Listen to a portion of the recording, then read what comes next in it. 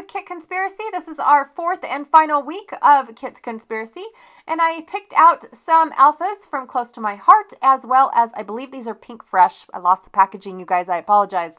But I went ahead and already picked out what I was going to say for part of my title. I have two photos that I want to scrapbook today. I also picked out some papers by Heidi Swapp that came from her old school collection. I have this really cool laser cut border strip that is from Creative Memories. It was from a couple years ago, so I don't really remember if it was, they had a lot come out, like an Australian one, a Canadian one, and a United States one that were all travel related or outside related. Then I have this gorgeous yellow and black piece of cardstock from Simple Stories, the Lemon Twist or Lemon Zest. I think it's Lemon Twist. Collection. And then I picked out this yellow and green paper that has a bunch of icons on the back for my main focal point. I also have this beautiful wood grain by Paper Rose that, well, both of these papers are from Paper Rose, but one of them is from the Textures collection, and then the other one is from Mountain Trek. And then this gorgeous piece that is a beautiful gray blue that has these huge footprints on, but I'm gonna ignore the footprints and do something a little different. All right, I have some twine that was just sitting on my desk, along with some random brads that are metal, but yet different shades or textures of metal. No, not textures. I'm not sure what's the word. Cut apart from the, I'm behind now. I've got this complement set that is way old from Close to My Heart, and I picked out, and it's all jumbled up right here, but I picked out all the craft pieces because I really want to do craft pieces. Now, I also threw in a bunch of fishing elements in here that I realize I think I'm going to use on a different layout and not use them on this layout. I have some Heidi Swapp definition words still. I picked out a tag and a frame from 49 and Market. These beautiful pieces were designed and then, well, actually stamped and colored, I believe is how it should be said, by Sarah, who is a Canadian that sent them to me. Thank you so much, Sarah, and I still can't say your last name, but it is Tucci in case you guys are curious. But how I say it, I think is completely wrong, and I do not want to say it. I'm so sorry. And then, of course, I have all of the craft pieces from that Close to My Heart collection.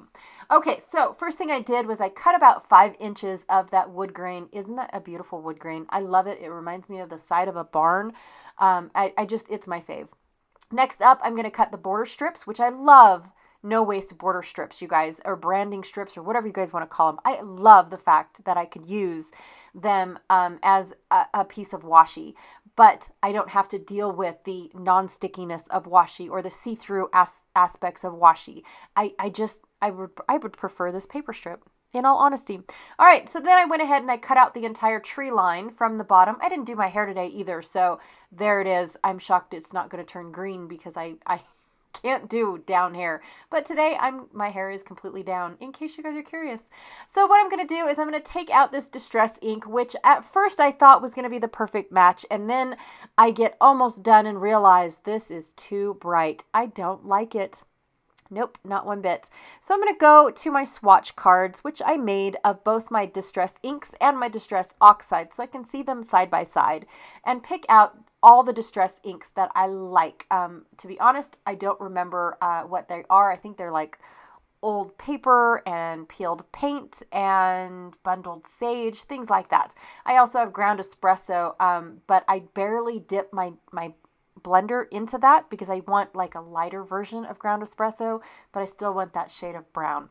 All right, so I'm going to take all of my branding strips and make one ginormous border because I only cut my wood grain at about 5 inches, but I didn't want the wood grain to be the star of the show, if that makes any sense. I kind of wanted this to be a 50-50 layout, where I got that beautiful blue-gray print from the what is it, boot print paper, and then also this gray paper, or this wood grain paper. So I just absolutely love the combination of blues and wood, blues and browns, thank you, with the outdoors. It's beautiful. It's the sky, it's the trees, it's nature, and they're just such wonderful colors to work with. I think that's why I'm drawn towards them, is because, I don't have that in my life.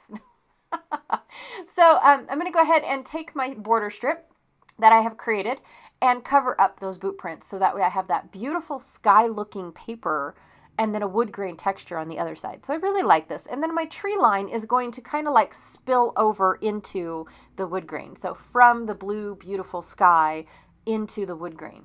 I don't know really what I was going for, but it sparked interest in me, that the tree line is what I wanted on the paper, on my layout, but I didn't want all that yellow and whatnot. I still wanted to save the yellow for something else, I guess, is where I was going. And then the open mountains on this laser cut design definitely needed to be addressed, because I didn't want to see the trees and then you have the line for where the mountains are supposed to be. I was like, no, that kind of looks weird. So what I did was I took my 49 and Market tag that was already distressed, but I decided to distress it even more to match my layout a little bit more. I just used some of the greens that I pulled out along with my ground espresso, and just smudged whatever ink I had left on my daubers over the tag, and then cut out the tree line or the mountain lines on the tag. That's it. That's all I did. And then I'm going to take some of these trees that I previously cut for another layout, but I had leftovers. I'm going to take those and incorporate them within my tree line somehow, some way. I just don't know yet. And when I don't know what to do, I move on to something else that I know I want to do, which I knew I wanted to double mount my photos. So I took that gorgeous yellow print from the Simple Stories Citrus Lime Twist. I struggle with that so bad. I don't know why.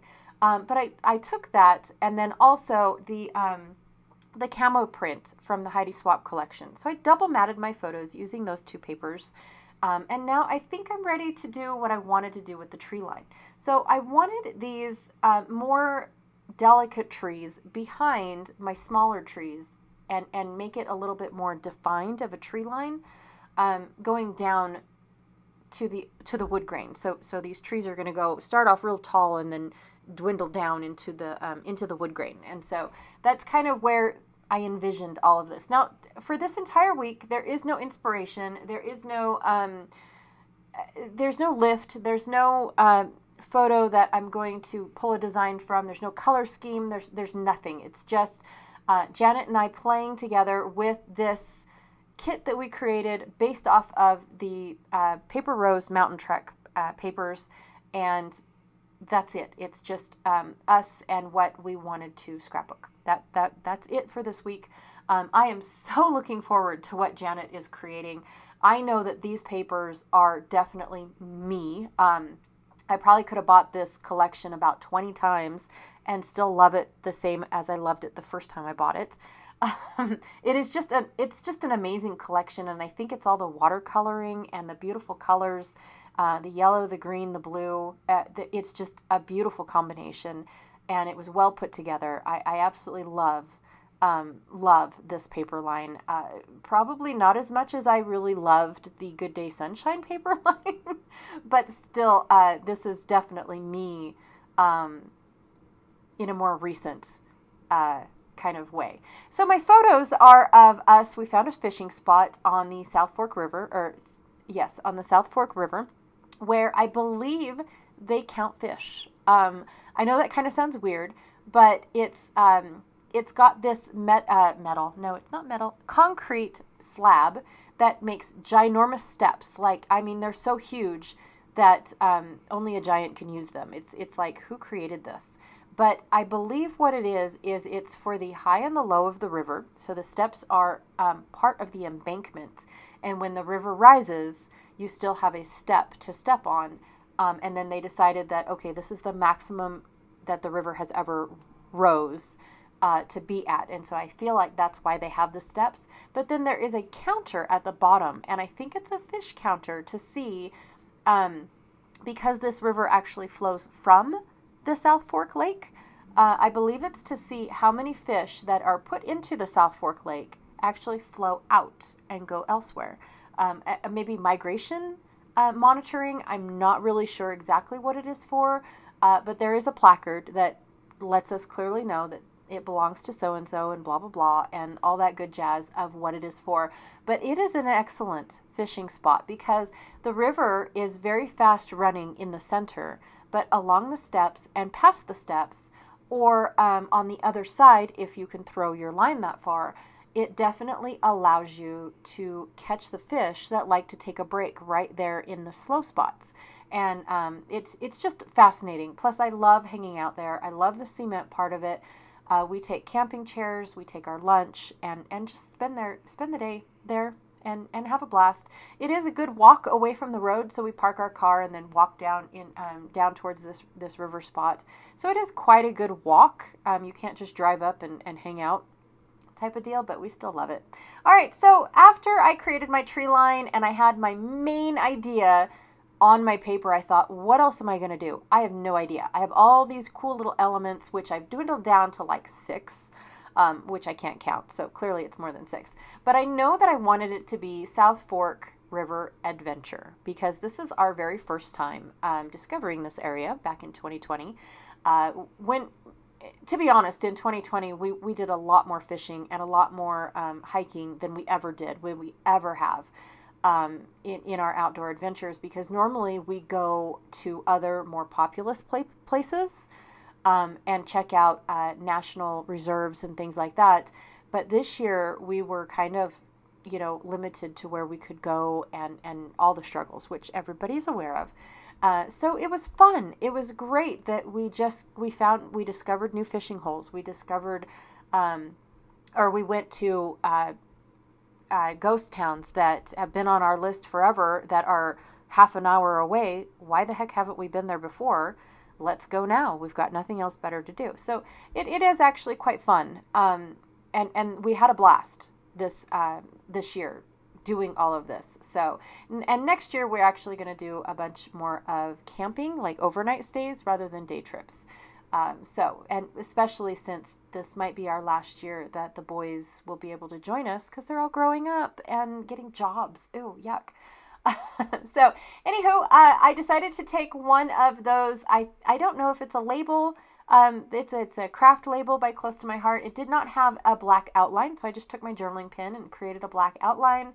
And yeah, figured out where I was going to go. I love the element of the triangles on the little labels that I had. So I put those, created a cute little cluster next to my title. Figured out finally how I was going to hang my adventure little plaque that I created. And I added a little eagle that I thought was so random inside the little packet of Close to My Heart craft goodies. But I do love how it is soaring over my tree line. I really do like that. So anyways, this is what I came up with all by my lonesome for our Kit Conspiracy Kit. I absolutely cannot wait to see what Janet does on her layouts. I love everything that she has created so far. And if you guys are interested in seeing what she has created, her link is down below. So be sure to check her out and see what she has done for this first day of using this kit, which is based off of the Mountain Trek Paper Rose collection. All right. Thank you so much, and I'll check y'all later.